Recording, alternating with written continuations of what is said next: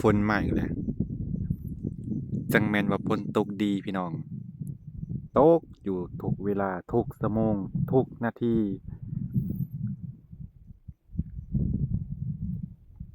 แต่ตกกะอย่ามาตกทางข่อยก็พอมันมาทางนี้เพิ่นแดดเด้พี่น้องนี่แดดทางนั้นนั่นฝนนี่ล่ะเพิ่นว่าฝนตกบ่ทั่วภาค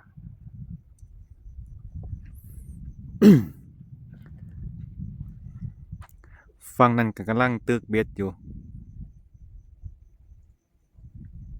เออกำลังตึกเบ็ดหรือว่าซิดเบ็ดนั่นเองก็คือ ก็คืออันสิว่าจังใด ถ้าตั้งใจมาซิดเบ็ดแท้ๆต้องมีเรือเด้พี่น้องเพราะว่าปลาส่วนหลายมันอยู่กลางวังหรือว่ากลางเขื่อนมันอยู่อันบ่อนน้ำเลิกแถวแคมน้ำนี่บ่ค่อยมีพี่น้องบ่ค่อยมีปลาการสิมาตึกเบ็ดตั้งใจมาหาปลาแท้ๆต้องมีเรือเพราะว่าเราต้องไปตึกอยู่กลางวังจังสิมีปลาอันนี้เราก็มาปิกนิกมานอนกลางคืนมานอนคืนพี่น้อง มานอนเปลี่ยนบรรยากาศจากห้องนอนมานอนอยู่กลางป่ากลางดอนกะคักอีกแบบเด้เออแต่ว่าอาหารการกินเขาก็เตรียมมาอย่างคักแน่แหละพี่น้องก็เตรียมมาหลายพอสมควรเด้ฝนมาแล้วเอ้าเสร็จเปียกคักๆปานนี้อืมผู้ใดอยากมาเที่ยวหรือว่า FC คนใดอยากมาเที่ยวอยากมาชมก็สามารถติดต่อหาบ่าววงได้พี่น้องเดี๋ยวสิพามาเที่ยวสถานที่งามๆแห่งนี้ แต่ว่าต้องมาถูกช่วงฤดูเด้พี่น้องคันถูกฤดูฝนนี่บ่แนะนำเด้เพราะว่าหยังหนทางมันยากต้องถูกช่วงฤดูแล้งพี่น้องน้ำมันก็สิบกก็ประมาณเดือน3เดือน4เดือน5เดือน6ประมาณนี้พี่น้องแนะนำให้มาเลยคันสิมาเดือน7เดือน8เดือน9 10 11 12บ่แนะนำเพราะว่าน้ำมันหลาย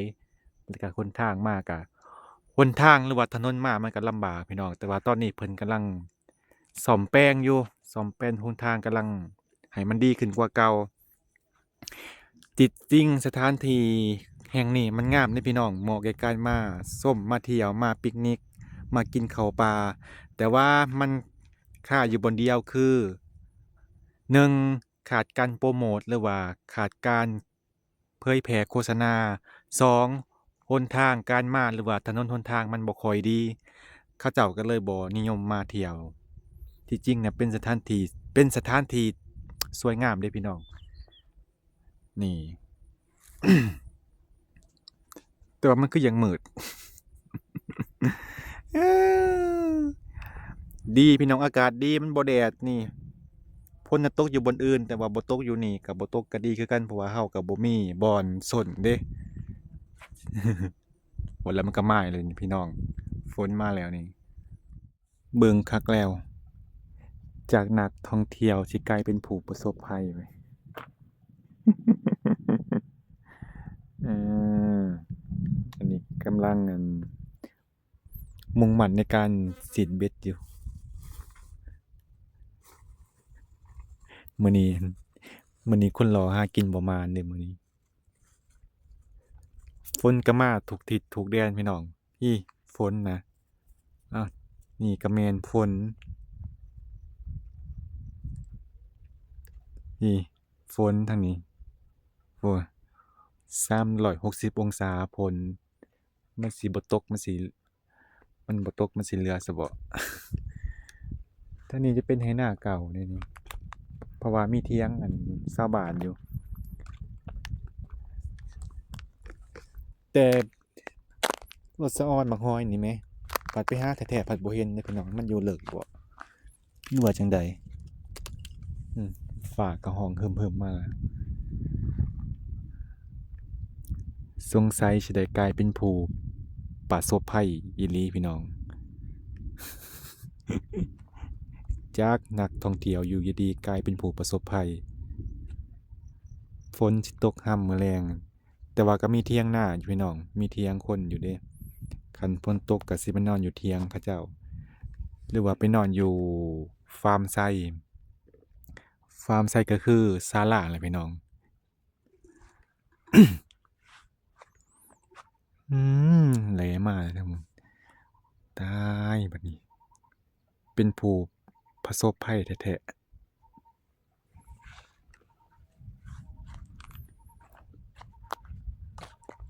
ตอนนี้ก็เป็นเวลา4โมงเย็นแล้วพี่น้องอืม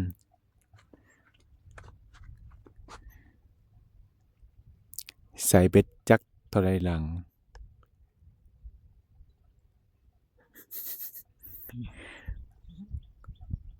คนรอหากินบ่หมาน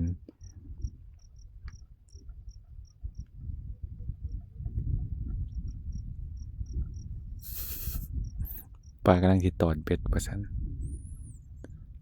เดี๋ยวมาลุ้นกันว่าสิถึกหรือบ่ถึกพี่น้องเออ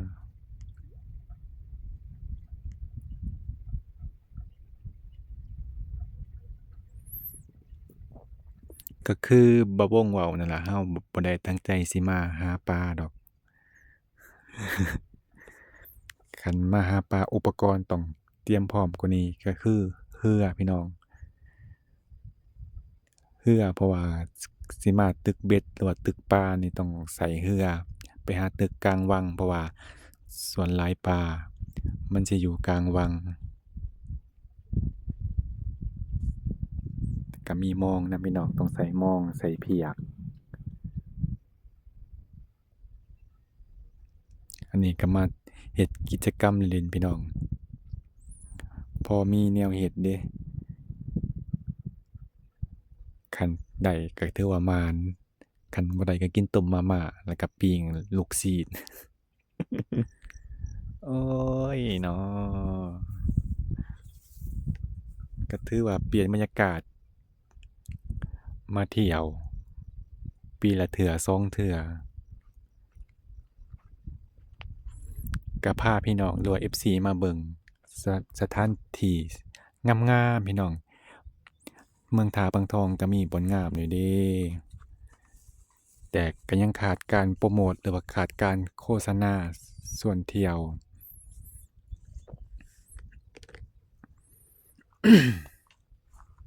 อะตอนนี้เบาเวียดกำลังเอาเอาใจใส่ในการตึกเบ็ดอยู่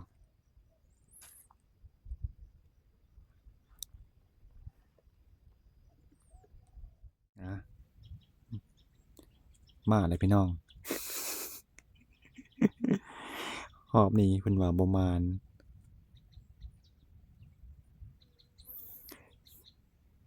จากนักท่องเที่ยวกลายเป็นผู้ประสบภัยเฮ้อมาแล้วเสี่ยวข้อยมาแล้ว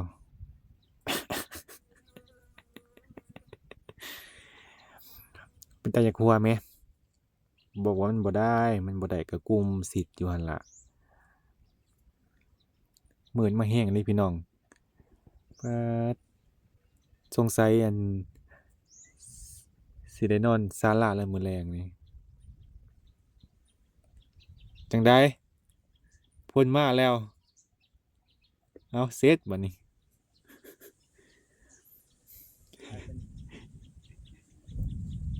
จากนักท่องเที่ยวกลายเป็นผู้ประสบภัยของแท้อันนี้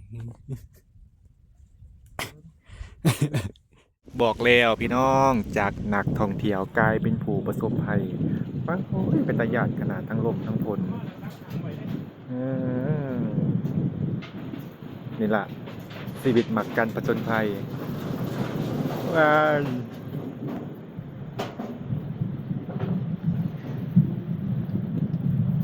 ตอนฝนตกเลยเป็นตาย้านดิเบิ่งคลื่นพี่น้องโอ้ยอื้อหือ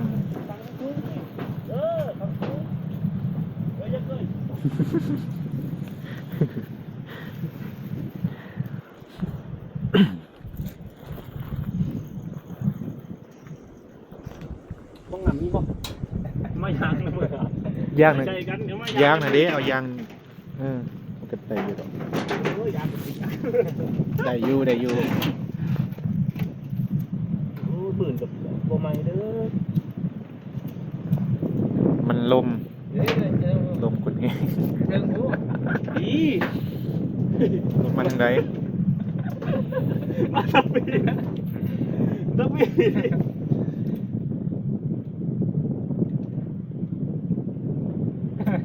สงสัยสิได้ไปนอนอยู่ศาลาประหลาดอ๋อยังบ่ยอมแพ้เด้พี่น้อง ยังพากันหากันต่อเบิ้นมือได้บ้าน2 โตว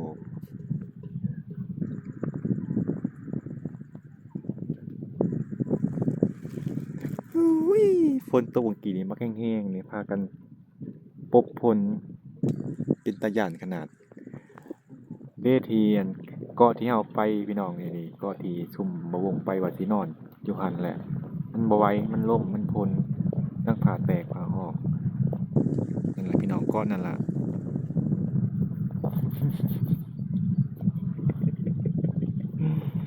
อ่า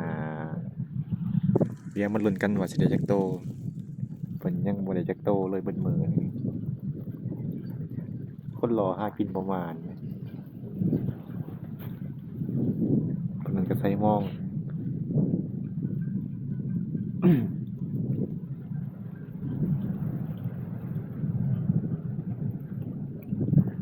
ล่มคลื่นก็แห้งแต่ว่าบรรยากาศดีเลย ดีกว่านี้บ่มีอีกแล้ว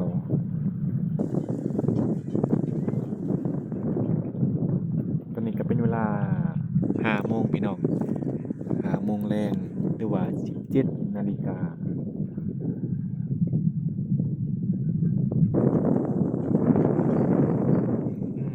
ฝนนะฝนนะมันตกเป็นมื้อเด้พี่น้องเว้นว่าหากะตกมันตกแต่เช้าพุ่นนะแถวนี้ฝนดีเด้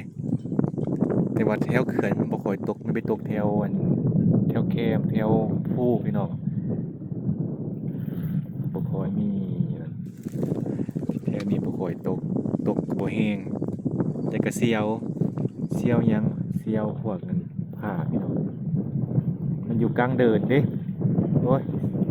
บ่ไหวก็เลยพากันมาพักอยู่ศาลา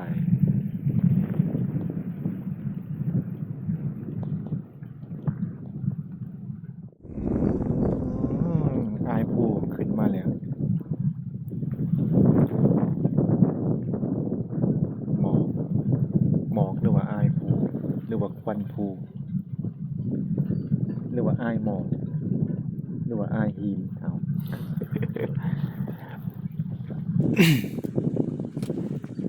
ปกติเดือนนี้น้ำสิเต็มแล้วเด้อย่างอีพี่น้องอย่างนี้เลยนี่มาปีนี้เปิดโอ้แรงเหลือเกิน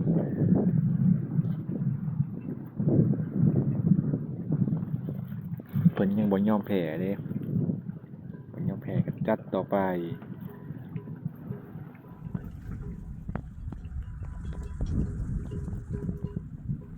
ยังให้ FC หรือว่าพี่น้องมา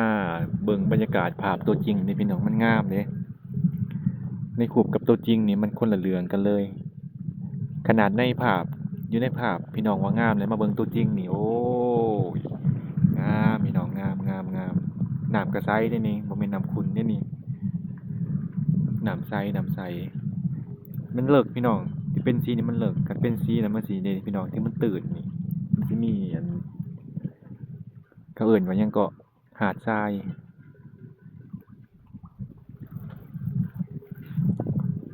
เขื่อนแห่งนี้ก็สร้างในปี 2012 พี่น้องแล้วในปี 2014 โดยบริษัทจีนเป็นผู้สร้างเป็นผู้นำพาก่อสร้างพี่น้องมีเนื้อที่ทั้งเบิดก็ประมาณ400หรือ 4,000 เฮกตาร์เนาะบัดนี้ 4,000 เฮกตาร์นี่พี่น้องบ่แม่นธรรมดาเด้ 4,000 เฮกตาร์เป็นเขื่อนสำหรับใช้ในการเกษตรบ่แม่นเขื่อนไผผาเด้อพี่น้องเป็นเขื่อนเฮ็ดในการเกษตรก็คือเขื่อนชลประทานนั่นเอง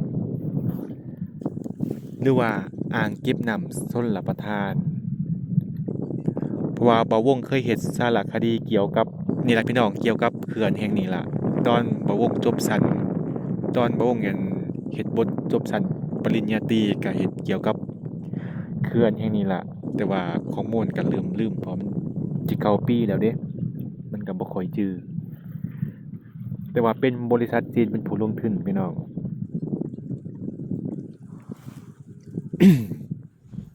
อืมอุ้ยก็สิบอกว่าสิให้บรรยายเรื่องภาพบรรยากาศนี่บรรยายเป็นมื้อก็บ่เบิดพี่น้อง มันโหลดสุดๆอีหลี ได้อยู่บ่น้อทางนั้นก็เพิ่นใส่หมองน้ำก็บ่ค่อยเลิกเด้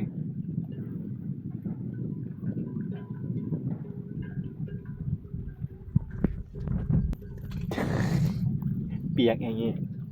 เปียกจนแห้งพากันนั่นเป็นผู้ประสบภัยจากนักท่องเที่ยวกลายเป็นผู้ประสบภัย ก็บ่เป็นหยังพี่น้องเป็นสีสันของชีวิตชีวิตต้องมีความท้าทายมันจังม่วนมันจังเร้าใจคนบ่นะแม่นอยู่คนบ่คน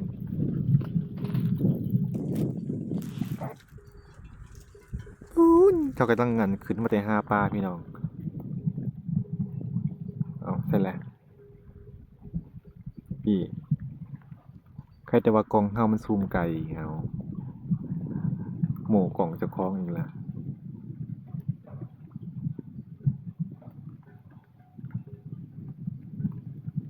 กำลังขึ้นมาจากหาปลา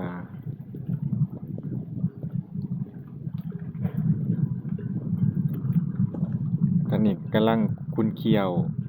หาปลาคือกันพี่น้องกำลังขึ้นคือกันนี่ปลาคือลอยเก่งแท้น้ำบ่แม่นตื้นๆเด้ยอม